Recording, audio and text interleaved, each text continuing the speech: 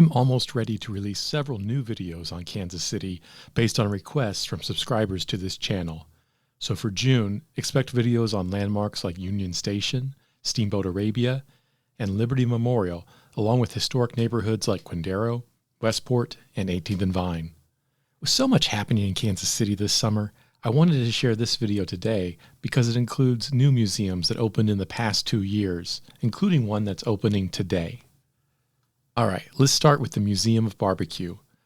It's the first museum in the world dedicated to the art and history of barbecue. You enter the museum through a door that has been made to look like a commercial smoker. From there, you explore the origins of barbecue in a room designed to resemble a butcher shop.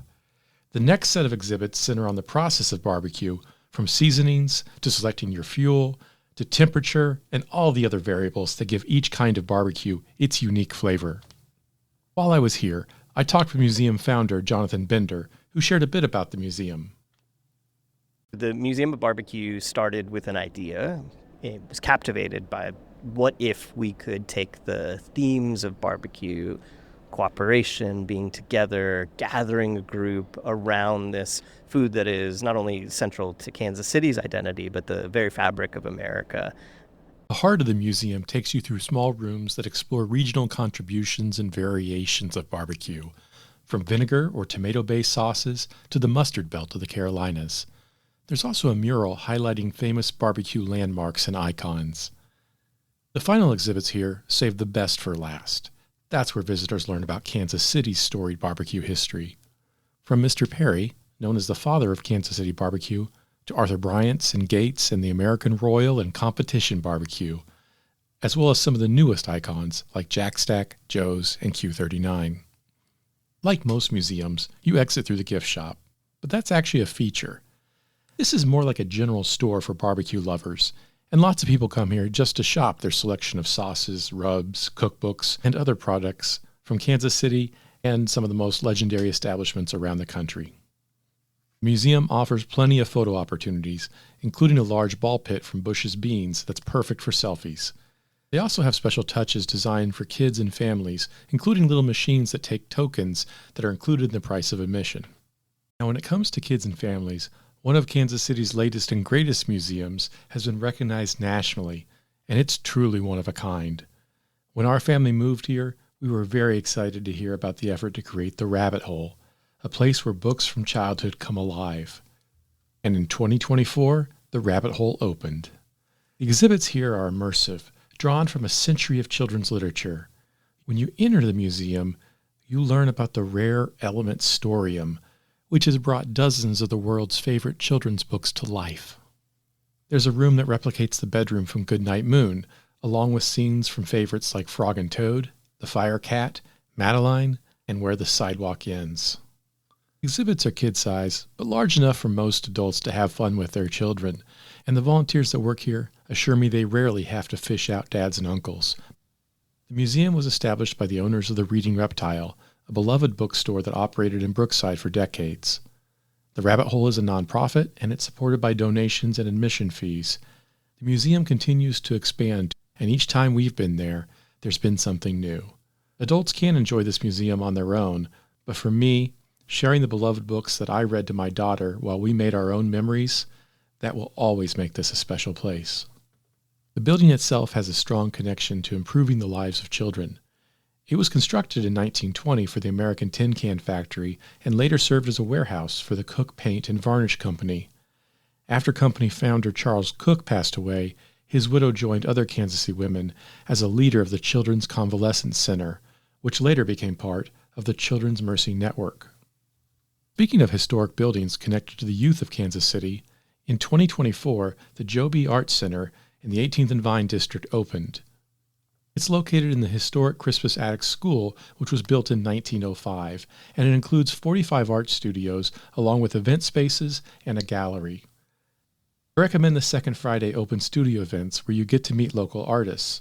There are also lots of special events, and I'm personally looking forward to the Gumbo Fest, which happens on June 13th. Just a couple blocks away, plans are underway for an expansion of the American Jazz Museum, also a new space for the Negro Leagues Baseball Museum, and the ongoing repurposing of the historic Boone Theater, which was built in 1924. Boone Theater is where artist Willie Cole collaborated with Mike Corrigan to produce the Jazzbirds in our airport. After being closed for decades, the theater reopened to the public in May.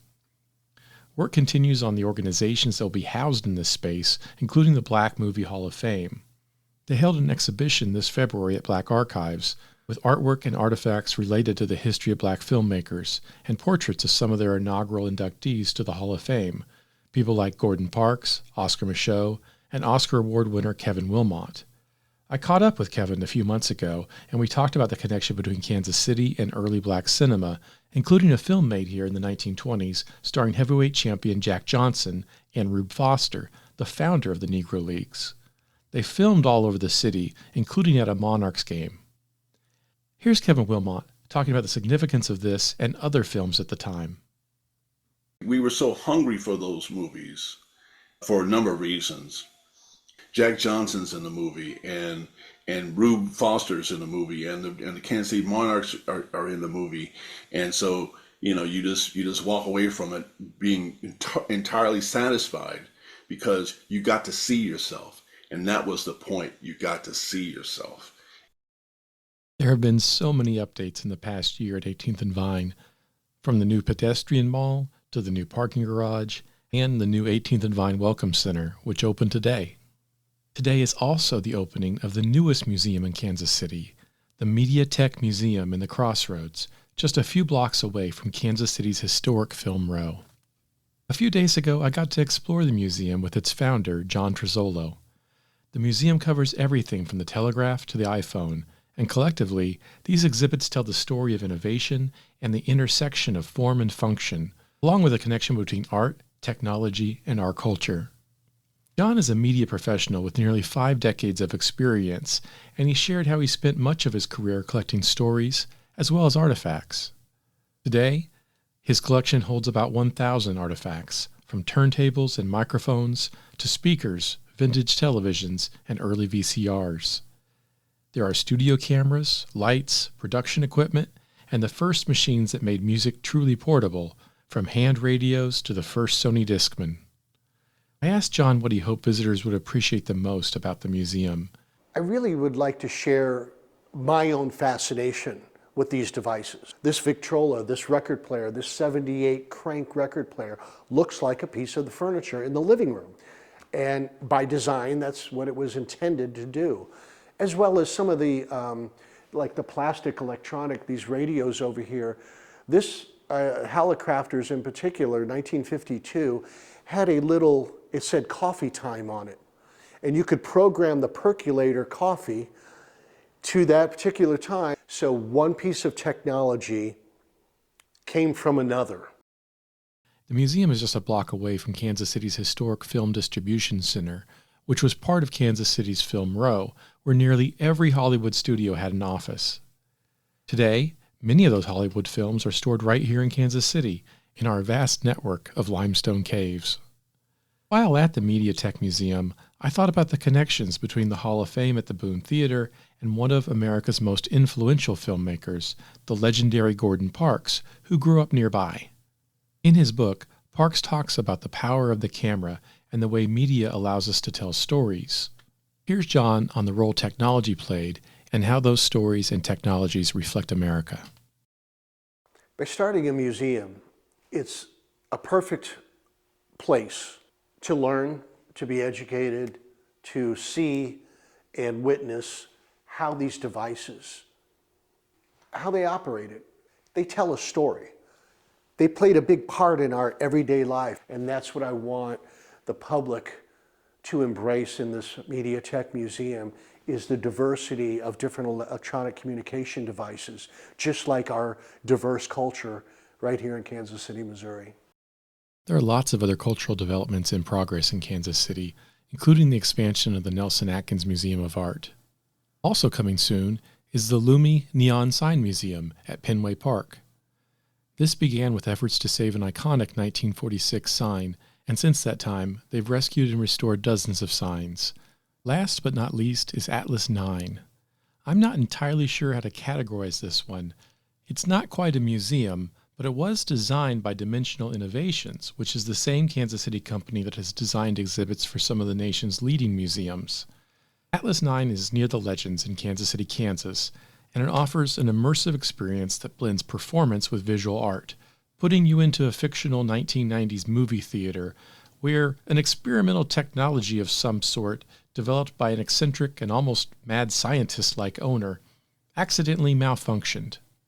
When that happened, it created a disruption where the movie started to come alive. There are costume performers that pop in and out of your experience, and they give you a special wristband to help you solve puzzles. I just enjoyed walking around and enjoying the detail of each room, which was clearly a lot of fun to design. So that's the latest on museums that opened recently, with a bit on what's coming next for Kansas City.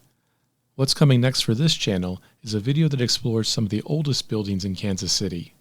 It has a surprise appearance from a Super Bowl champion who, like us, loves Kansas City and loves learning about history.